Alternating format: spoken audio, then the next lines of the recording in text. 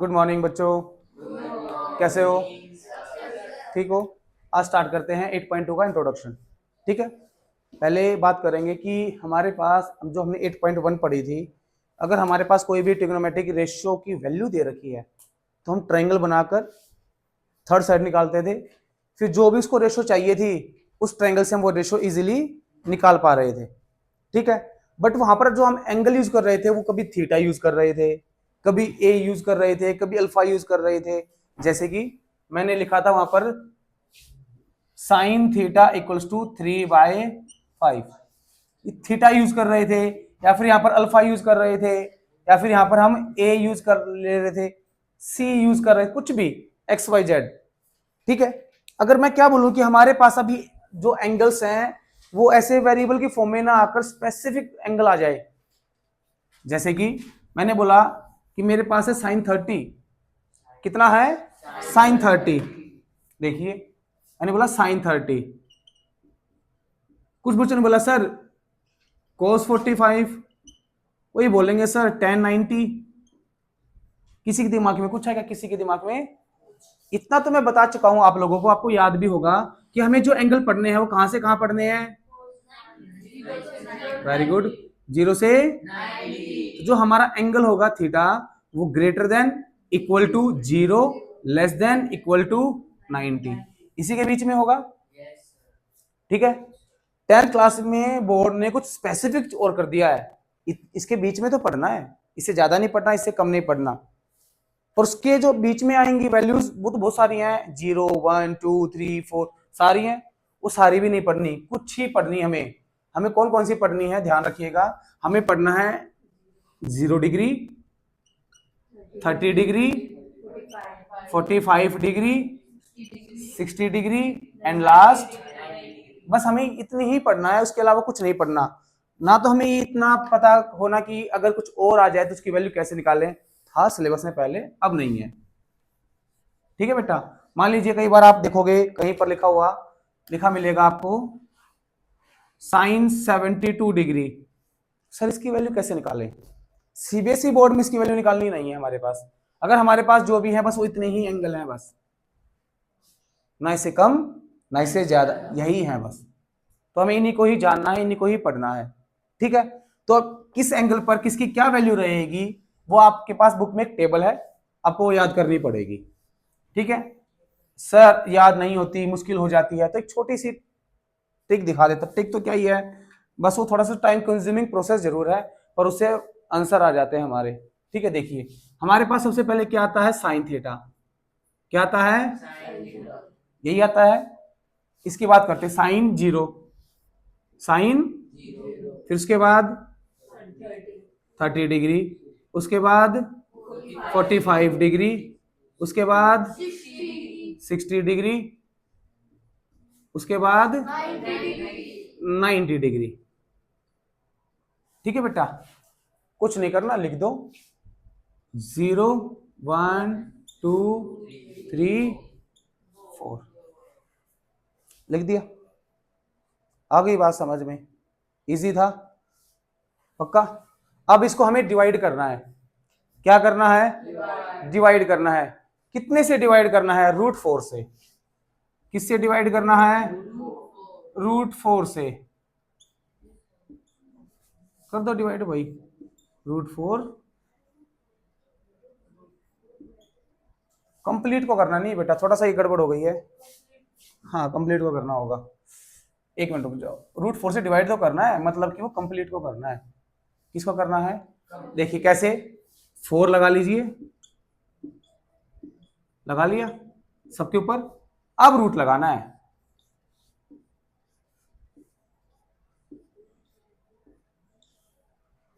अब आया समझ में? डिवाइड तो करना है, ये ध्यान रखना इधर। ठीक है बच्चों, सर कैसे याद रखेंगे बेटा? कुछ नहीं करना, 0 30 45 60 90, 0 1 2 3 4, काउंटिंग लिख ली, 0 से स्टार्ट करके 4 तक आ गई। बस लास्ट काउंटिंग क्या है? 4। सारों को 4 से डिवाइड कर दो। कर दिया 4 से डिवाइड, और रूट लगा दो। क्या लगा दो? 0 को 4 से डिवाइड करोगे कितना आएगा? 0 आएगा। कितना आएगा? तो यहां पर अगर मैं साइन थीटा लिखूं तो यहाँ पर आ गई वैल्यू 0। कितनी आ गई? तो मतलब साइन थीटा, थीटा कितना है? ये रहा, ये क्या है? थीटा। मतलब साइन 0 पर वैल्यू कितनी मिलेगी हमें? 0। साइन 30 करिए, 1 पर रूट हट जाता है, 4 का रूट 2, तो ये आ गया 1/2। तो साइन 30 की वैल्यू कितनी है? 1/2 है। ऐसे ही 2 1 जा 2 2 जा, 1 का रूट 1, 2 का रूट रूट, ठीक है। आगे देखिए, 3 का रूट, 4 का रूट, कितना बचा? 1 का रूट। समझ में आई बात? ठीक है। 0 से 1 4 तक काउंटिंग लिखनी है, फिर सारों को किससे डिवाइड कर देना है? 4 से। 4 से डिवाइड करने के बाद क्या लगा देंगे? रूट। कंप्लीट पर रूट लगा देना है। वो मेरी वाली मिस्टेक मत करना, खाली नीचे नीचे रूट मत लगा देना, कंप्लीट पर रूट आएगा, डिवाइड करके रूट लगाना है। ठीक है भाई। तो हमारे पास किसकी वैल्यू आ गई? साइन 0 पर 0 मिलेगी, साइन 30 पर 1/2, साइन 45 पर 1/√2, साइन 60 पर √3/2 और साइन 90 पर 1। ये हमारी वैल्यूज हैं। अब इसको मैं रब कर दूं, कैसे आई ये वैल्यू? बस एक ही लाइन याद करनी, बाकी सारी आ जाएंगे अपने आप। कैसे? देखिए,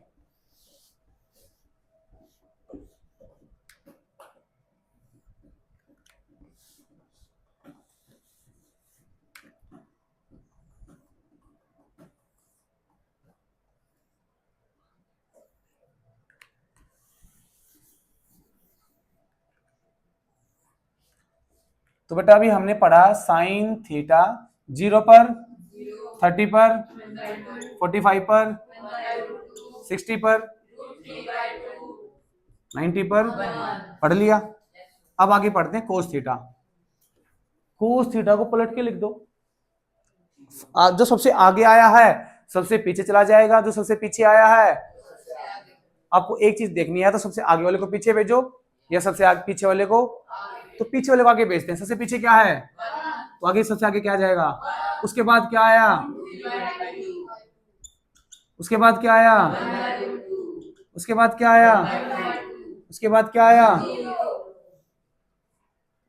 ये किसकी वैल्यू आ गई? अब टेंजेंट थीटा की बात करते हैं। किसकी बात करते हैं? टेंजेंट थीटा की बात करने से पहले हमें एक फॉर्मूला याद करना पड़ेगा। देखिए, जो टेंजेंट थीटा होता है उसका एक फॉर्मूला होता है, क्या? Sine theta divide by cos theta. ये हमारे पास फॉर्मूला होता है बेटा। किसका? टेंजेंट थीटा का। अगर हमारे पास टेंजेंट थीटा है तो उसको हम लिख सकते हैं sine theta by cos theta. क्या मेरे पास साइन थीटा की वैल्यू है? क्या मेरे पास टेंजेंट थीटा की वैल्यू है? सॉरी, कोस थीटा की है। बस पुट कर दो। साइन थीटा 0 पे बात करते हैं, तो यहां पर भी साइन 0 कोस 0। साइन 0 की वैल्यू, कोस 0 की वैल्यू, 0/1 कितनी आ गई? 0। 0 को 1 से डिवाइड करो, 0। अब 1/2 को √3/2 को डिवाइड करो। देखो 1/2 डिवाइड बाय 2 से ऊपर क्या बचा, नीचे क्या बचा, तो यहां पर क्या आ गया? 1/√2 को 1/√2 से डिवाइड करोगे, √3/2 को 1/2 से 2 से ऊपर क्या बचा, नीचे क्या बचा। ठीक है भाई। अब 1/0, 1/0 नॉट डिफाइन। कभी भी नीचे डिनोमिनेटर में 0 आ जाए, कभी भी डिफाइन है, तो यहां पर क्या लिख दोगे? Not define. और बेटा ये कोई जरूरी नहीं है कि आपको ये ट्रिक याद रखने के लिए पूरा टेबल बनाना पड़े, आपको वैसे ही वैल्यूज याद हो जाएंगी, इतनी मुश्किल नहीं है। थोड़ा सा ध्यान लगाओ, याद हो जाएंगी। ये बस उन बच्चों के लिए है जिनसे याद होने पॉसिबल ही नहीं है, याद ही नहीं हो पा रही है, गलतियां हो रही हैं। तो फटाफट 0 से 4 तक काउंटिंग लिखो, सारों को 4 से डिवाइड करके क्या लगा दो? रूट। क्या लगा दो? रूट। किसकी वैल्यू आ जाएगी? साइन की। साइन की वैल्यू को उल्टा करके लिख दोगे तो कोस की, और साइन बाय कोस कर दोगे, डिवाइड कर दोगे तो टेंजेंट की। अब हमें ये पता है कि साइन थीटा क्या था हमारे पास? साइन थीटा था हमारे पास P बाय, और कोसिकेंट थीटा क्या था? H बाय, यही था। कहां से आया था ये? पाकिस्तान। हिंदुस्तान यहीं से आया था, P बाय एच और H बाय, तो जो वैल्यू साइन थीटा की आई इसको मैं उल्टा कर दूं, किसकी वैल्यू आ जाएगी, कोसिकेंट की। साइन थीटा की वैल्यू 0 के नीचे क्या हो सकता है, पलटो 1/0, तो कोसिकेंट थीटा की वैल्यू नॉट डिफाइन। 1/2 का पलटो 1/√2 का पलटो, √3/2 का पलटो 1 का पलटो, हाँ कितना 1, कितना 1। ठीक है भाई, आ गई बात समझ में। सिमिलरली सिकेंड थीटा की किसको पलटोगे, कोस को, 2 बाय, या फिर जब आपके पास कोसिकेंट आ गया उल्टा करके लिखना है, पीछे वाला आगे, उसके बाद ये, फिर ये आए और फिर ये, और ये वाला लास्ट में। ऐसे ही जब टेंजेंट की आ गई तो कोट की इसकी उल्टी हो जाएगी, 0 का उल्टा नॉट डिफाइन, 1/√3 का उल्टा √3, 1 का उल्टा 1, √3 का उल्टा 1/√3, नॉट डिफाइन का उल्टा 1। समझ में आ गई कैसे वैल्यू आई, क्या बेटा, नॉट डिफाइन का उल्टा 0 बन जाएगा। नॉट डिफाइन कब आया था, 1/, तभी तो आया था, इसको पलटोगे तो 0/, और 0/1 तो समझ में आ गई, हो जाएगा पक्का। अब देखिए आगे, हमने 9th क्लास में पढ़ा था कि अगर हमारे पास कोई भी वैल्यू डिनोमिनेटर में हो और उसके ऊपर रूट हो तो वहां पर हम क्या करते थे, रैशनलाइज करते थे। तो बस बेटा ये हमेशा याद रखना है कि अगर हमारे पास वैल्यूज डिनोमिनेटर में आ जाए और वो वैल्यू कैसी हो, रूट वाली हो, तो क्या करेंगे, रैशनलाइज करेंगे ही करेंगे, बिना रैशनलाइज किए हमारा काम है। अच्छा आपको ये होमवर्क है, आपको बताना है कि अगर हमारे पास कोई भी वैल्यू डिनोमिनेटर में आ जाए उसको हम क्यों रैशनलाइज करते हैं, उसको रैशनलाइज करेंगे क्यों, वाई, ये आपका होमवर्क है। ठीक है,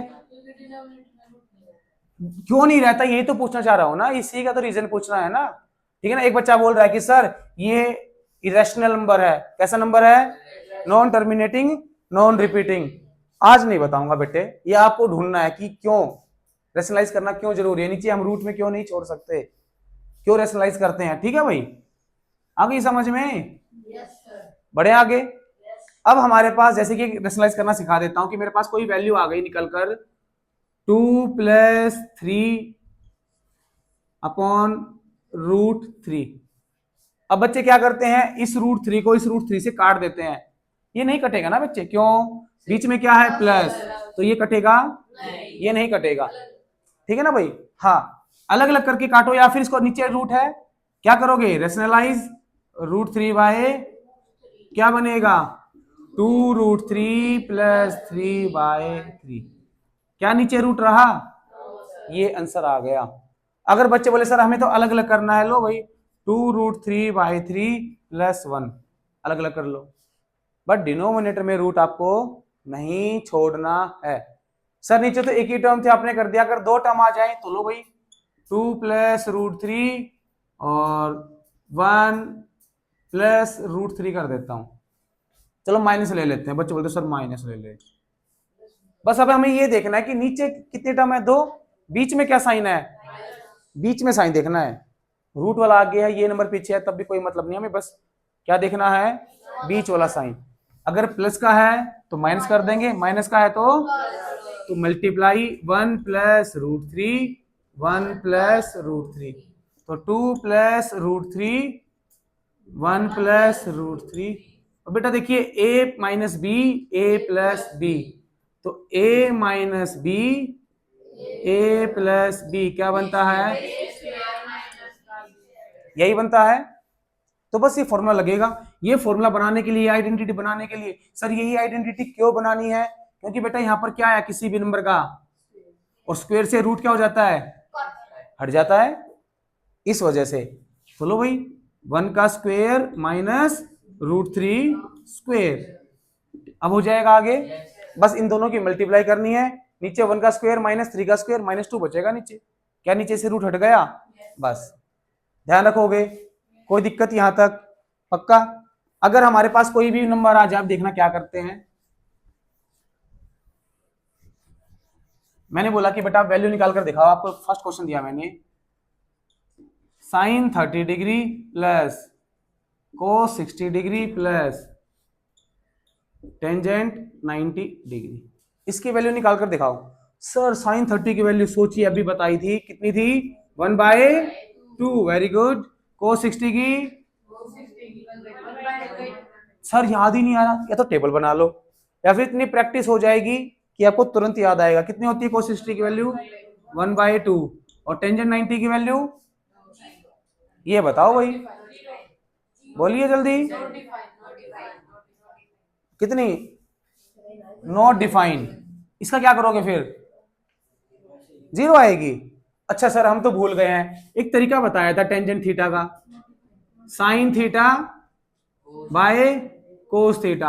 अच्छा साइन 90 1, कोस 90 ये कितनी आ गई, नॉट डिफाइन। तो आपको कभी भी ऐसे वैल्यू सोल्व करने के लिए नॉट डिफाइन वाली टर्म देगा ही नहीं। एक ही भी बाउंडेशन है 10th क्लास में। यहाँ पे चेंज कर लें, फिर 45 कर लें, 45 में कितनी होती है 1, तो बस 1/2 प्लस 1/2 1 प्लस 1, कितना आंसर आ गया। इस तरीके से हमें सोल्व कर लेना है।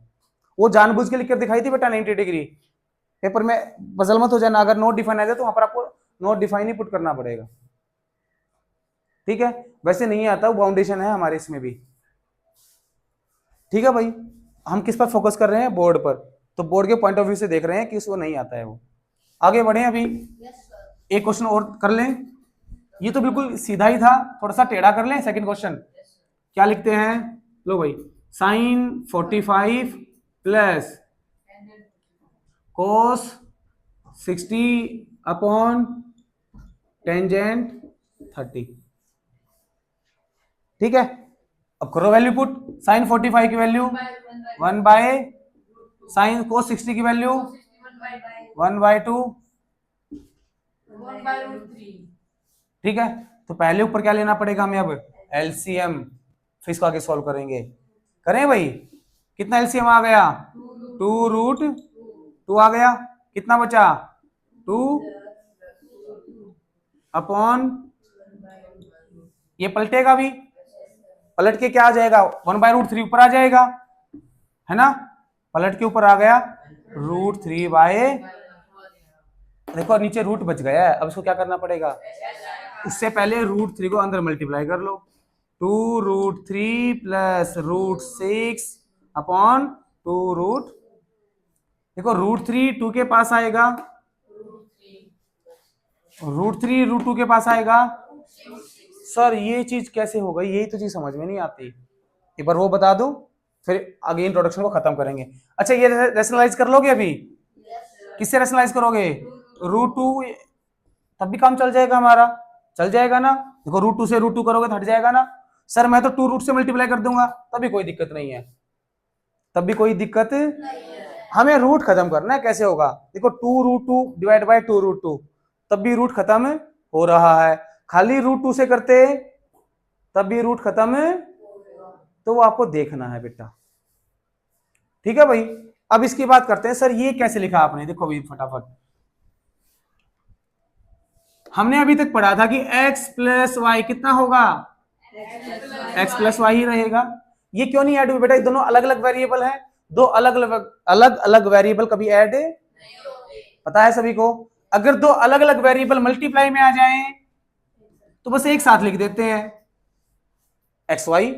अगर ऐसा हो जाए x मल्टीप्लाई एक्स वाई, तब एक्स एक्स एक्स स्क्वेयर,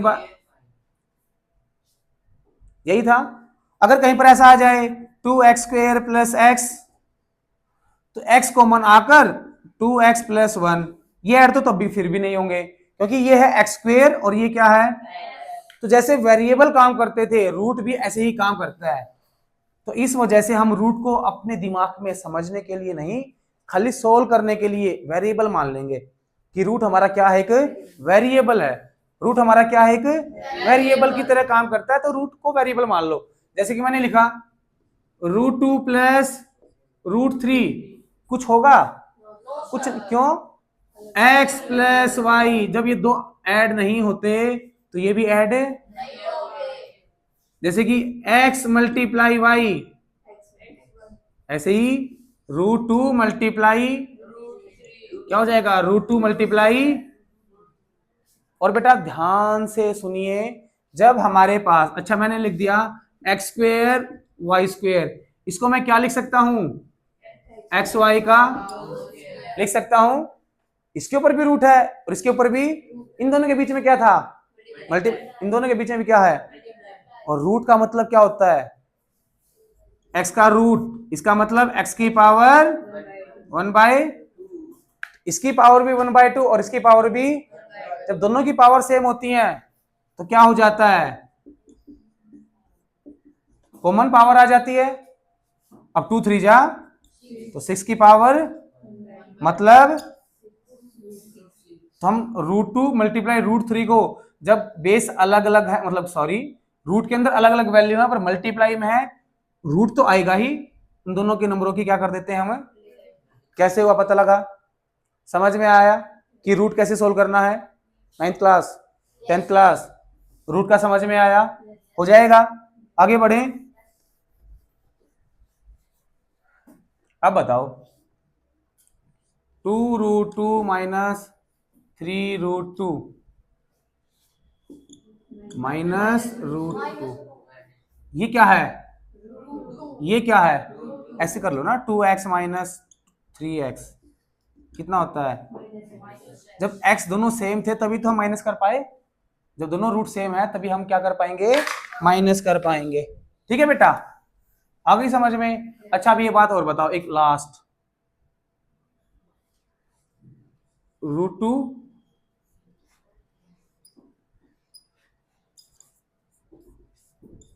क्या ये तीनों सेम है, कोई दो सेम है, तीनों अलग अलग है, इसका मतलब 2 की पावर, तो जहां पर भी कुछ नहीं है बस वो 1/2 है, इसका मतलब रूट के अंदर जब होगा वो पावर में जाएगा रेसिप्रोकल में। सर यहाँ तो 2 नहीं है, जैसे कि बेटा एक्स वाई, इन दोनों के बीच में क्या रिलेशन है, क्या हमें खुद अंडरस्टूड है ना कि यहाँ पर क्या है, मल्टीप्लाई, तो ऐसे ही अंडरस्टूड है, यहाँ पर अगर 2 नहीं है तो ऑटोमेटिकली 2 ही होगा। इसका मतलब क्या है, 3 मल्टीप्लाई √2। बच्चे बड़े कंफ्यूज रहते हैं इन चीजों में, अगर यहाँ पर 3 की बजाय क्या आ जाता तो यहाँ पर पावर कितनी आ जाती, ठीक है भाई, समझ में आया।